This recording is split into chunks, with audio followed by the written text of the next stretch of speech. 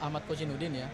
Jadi pada hari ini kami menindaklanjuti hasil gelar perkara khusus kemarin, di mana penyidik Polda Metro Jaya telah menunjukkan ijazah Pak Joko Widodo. Dalam kesempatan ini, izin Bang Kozinudin, saya perlu mengklarifikasi beberapa hal. Yang pertama adalah ada pengacara dari pihak Pak Egy Sujana yang mengatakan bahwa beliau memegang ijazah. Kemudian di situ beliau merasakan ada emboss, kemudian di situ beliau mengatakan ada watermark. Saya pastikan bahwa apa yang disampaikan itu adalah keterangan yang menyesatkan publik. Kenapa? Karena pada saat ijazah itu mau dibuka, saya bersama Bang Ahmad Kozinudin adalah penegakan hukum dan kemudian didukung juga oleh Ombudsman Republik Indonesia.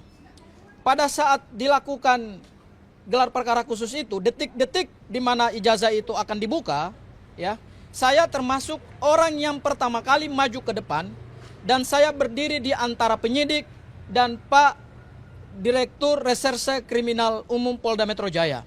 Dan saya menyaksikan dengan mata saya sendiri detik-detik di mana ijazah tersebut digunting dari segel yang sudah disegel oleh penyidik Polda Metro Jaya, dan ijazah tersebut diberikan arahan oleh penyidik Polda Metro Jaya tidak boleh diraba, tidak boleh dipegang, tidak boleh disentuh.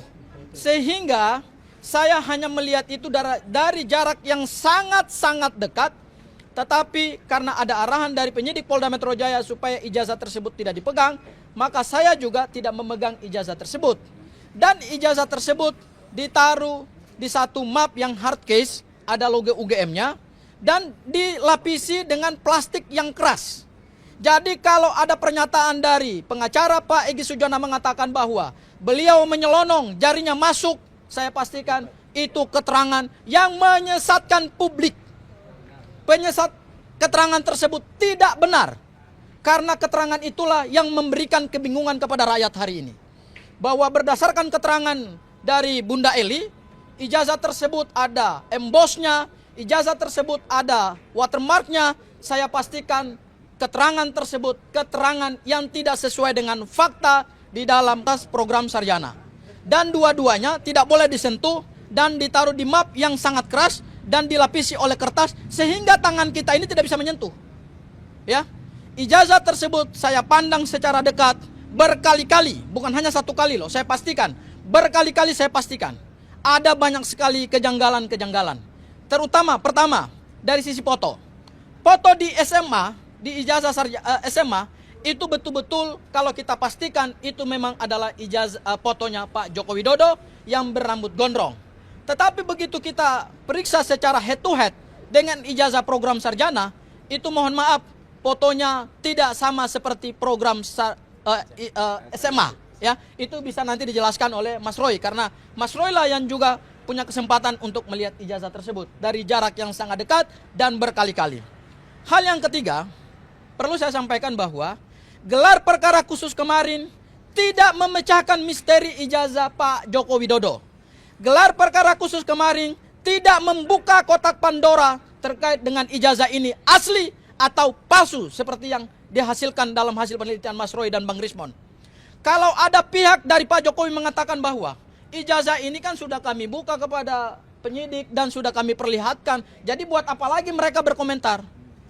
Kalau mau pernyataannya seperti itu, mohon maaf, dari awal Pak Joko Widodo jangan membawa ijazah ini dalam penegakan hukum pidana. Karena kenapa? Meskipun ijazah itu dibuka, tetapi tidak menjawab semua misteri dalam perkara ini. Tidak menjawab hasil penelitian Mas Roy. Karena forum gelar perkara khusus itu bukan forum pembuktian material, tetapi hanya prosedur hukum acara, di mana penyidik hanya memberikan kepastian berdasarkan pasal 38 dan pasal 39 KUHP bahwa barang bukti utama telah disita dan saat ini berada di tangan kekuasaan penyidik Polda Metro Jaya. Kan hanya itu yang kami pastikan. Bahwa ini asli atau palsu, ada embossnya lah, ada, itu kan versi mereka. Ya, kuasa hukum Pak Jokowi Widodo mengatakan bahwa ada emboss, ada watermark, ada lintasan stempel. Ya itu kan selama ini yang mereka kemukakan. Itu kan versi mereka yang selama ini mereka ulang-ulangi. Tetapi secara pembuktian material terhadap pernyataan-pernyataan tersebut tidak bisa dipastikan Karena apa? Karena kalau kita mau menganalogikan pembuktian ijazah seperti pembuktian mata uang, seperti yang selama ini dikatakan oleh teman-teman dari kubu Pak Joko Widodo, pembuktian mata uang saya pastikan berdasarkan peraturan Bank Indonesia nomor 21 tahun 2019 tentang pengelolaan mata uang rupiah. Maka cara membuktikan mata uang adalah Bank Indonesia harus menarik mata uang tersebut, kemudian harus melakukan 3D, yaitu dipegang, diraba, dan kemudian diterawang. Bagaimana kita memastikan ada emboss dan ada watermarknya kalau tidak pernah diraba dan tidak pernah diterawang? Hanya dengan melihat dari jarak yang sangat dekat, kan mata ini kan juga ada keterbatasannya. Ya, itu hal yang ketiga. Hal yang keempat terkait dengan hari ini kami mohonkan supaya tersangka bisa mempunyai akses untuk melakukan uji laboratorium forensik independen. Saya melanjutkan apa yang disampaikan oleh Bang Ahmad Kozinuddin tadi. Di dalam hukum acara pidana kita, memang tidak diatur bahwa terhadap hasil laboratorium forensik milik penyidik yang saat ini ada di bawah Bareskrim Polri atau ada di bawah Polri, itu tidak bisa dimintakan pengujian independen. Karena mempunyai hak yang diberikan oleh undang-undang. Di pasal 65, tersangka mempunyai hak untuk mengajukan ahli yang menguntungkan, ahli yang meringankan. Dalam konteks mengajukan ahli yang menguntungkan dan meringankan itu, maka hari ini secara resmi kami mengajukan permintaan agar dilakukan uji laboratorium forensik independen. Kenapa perlu dilakukan uji laboratorium forensik independen? Mohon maaf, ini perkara memang sederhana, perkaranya perkara ijazah. Beda dengan perkara pembunuhan.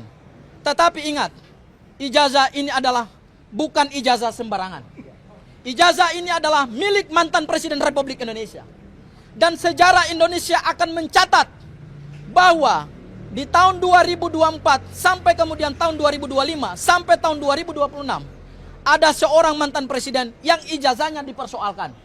Ada seorang mantan Presiden Republik Indonesia yang dipilih langsung oleh rakyat berdasarkan hasil pemilu yang legitimate dan sudah disahkan oleh negara, ijazahnya dipertanyakan. Tidak mungkin kalau ijazahnya sah, beliau bisa mendapatkan jabatan tersebut. Tetapi karena ijazahnya dipertanyakan hari ini, maka tentu punya dampak konstitusional dan punya dampak demokrasi dan politik terhadap keberlangsungan bangsa kita ke depan. Oleh karena itu, untuk memberikan kepastian hukum, memberikan kepastian politik dan kepastian bagi perjalanan demokrasi bangsa kita ke depan, maka perlakuan terhadap ijazah ini tidak bisa main-main. Ya, oleh karena itu kami meminta penyidik Polda Metro Jaya untuk memberikan akses kepada ahli kami. Setidak-tidaknya hari ini kami mengajukan 2 lembaga laboratorium forensik independen seperti yang sudah disampaikan oleh Bang Ahmad Kozinuddin tadi, yaitu dari Universitas Indonesia dan kemudian dari BRIN, Badan Riset dan Inovasi Nasional. Kenapa kami ingin mengajukan itu? Ada 3 alasan. Yang pertama adalah ini demi kekuatan pembuktian yang berimbang. Tersangka mempunyai hak untuk mendapatkan satu kekuatan pembuktian yang berimbang. Kalau ini dilakukan secara independen oleh lembaga atau oleh laboratorium independen, maka terhadap misteri ijazah Pak Joko Widodo bisa terpecahkan. Kemudian yang kedua, kemungkinan saja begitu kita mendapatkan hasil dari laboratorium forensik independen, akan ada indikasi-indikasi baru. Terhadap indikasi-indikasi baru dan terhadap fakta-fakta baru itu, meskipun sudah ada punya Polda Metro Jaya, tidak ada masalah. Semua akan diuji di dalam proses persidangan. Bukan berarti kami mengajukan laboratorium forensik independen untuk menegasikan dan untuk menghilangkan hasil laboratorium forensik dari Polda Metro Jaya. Tidak. Biarkan saja, tetap itu seperti adanya. Hasil mereka adalah identik. Tetapi kami ingin mengajukan yang baru supaya kemudian ada perimbangan pada saat nanti dalam proses persidangan hakim bisa memutuskan mana yang benar dan mana yang salah. Seperti itu ya Mas Roy ya. Barangkali itu dari saya. Saya persilakan